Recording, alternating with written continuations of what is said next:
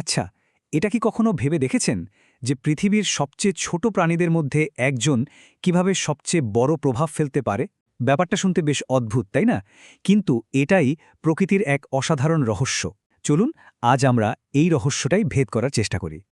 এই প্রভাবটাকে যদি আমরা একটু অন্যভাবে আর্থিক দিক থেকে মাপতে চাই, তাহলে প্রশ্নটা দাঁড়ায় প্রতি বছর বিশ্ব অর্থনীতিতে একটা মৌমাছির কাজের মূল্য ঠিক কত হতে পারে? ভাবুন তো একবার, অঙ্কটা কত বড় হতে পারে? $577 বিলিয়ন। হ্যাঁ, সংখ্যাটা একদম ঠিক। এটা এতটাই বিশাল একটা অঙ্ক যে বিশ্বাস করা কঠিন। আর এটাই আমাদের আজকের আলোচনার কেন্দ্রবিন্দু। এই অবিশ্বাস্য মূল্যটা আসছে কোথা থেকে? এই বিশাল অঙ্কের টাকাটা আসছে বিশ্বজুড়ে সেই সব ফসল থেকে যেগুলোর পরাগায়নের জন্য মৌমাছিরা অপরিহার্য।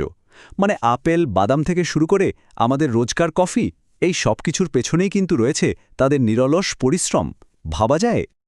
তো প্রশ্নটা হলো, এই ছোট্ট একটা পতঙ্গের হাতে আমাদের পৃথিবীকে ধরে রাখার মতো এত ক্ষমতা এলো কোথা থেকে? চলুন এই শক্তির বিরোধাভাস বা প্যারাডক্সটাকেই একটু ভেঙে দেখা যাক। এই চার্টটা দেখলেই ব্যাপারটা আরও পরিষ্কার হয়ে যায়। ভাবুন, পৃথিবীর ৭৫%, মানে 4 ভাগের 3 ভাগ খাদ্যশস্যই পরাগায়নের ওপর নির্ভরশীল। এর মানে হলো আমাদের প্লেটে থাকা আপেল, বাদাম, কফি এরকম অসংখ্য খাবারের অস্তিত্বই থাকত না যদি এই ক্ষুদ্র প্রাণীরা না থাকত।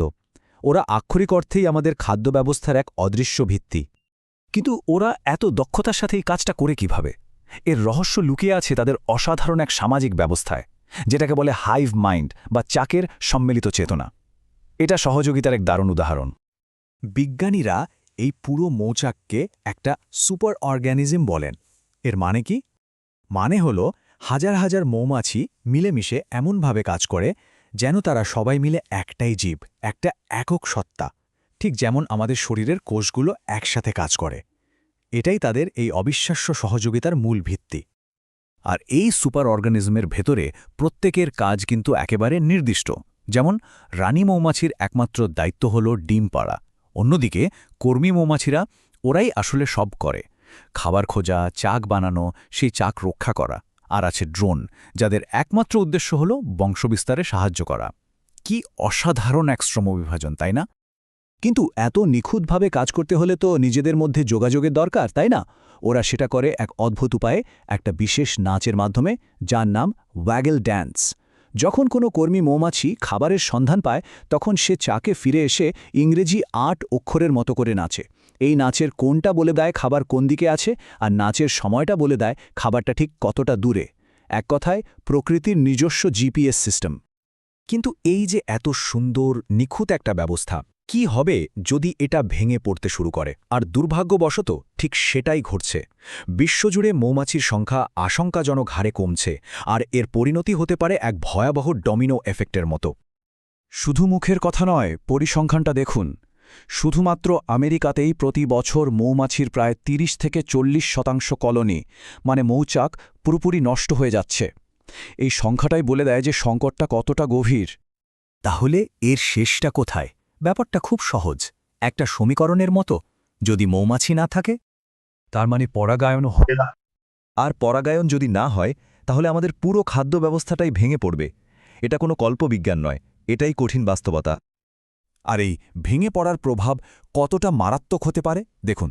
প্রধান ফসলগুলোর ফলন প্রায় ৯০% পর্যন্ত কমে যেতে পারে। খাবারের দাম বাড়তে বাড়তে আকাশ ছোঁয়া হয়ে যাবে।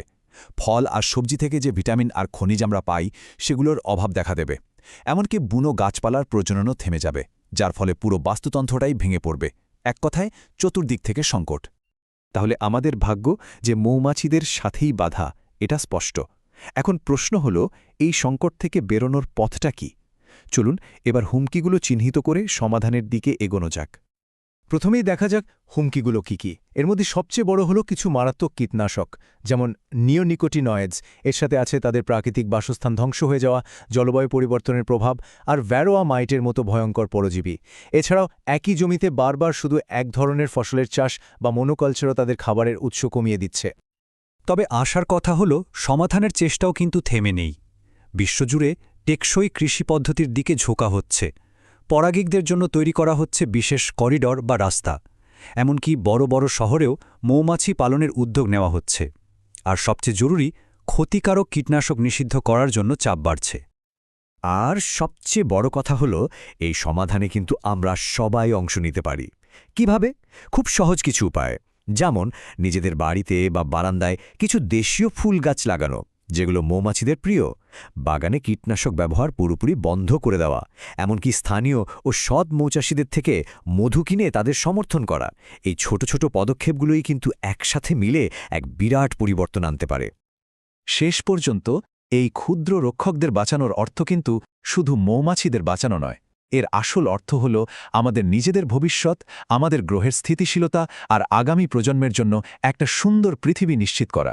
ওদের টিকে থাকার মধ্যেই যে আমাদের টিকে থাকার প্রতিচ্ছবি লুকিয়ে আছে।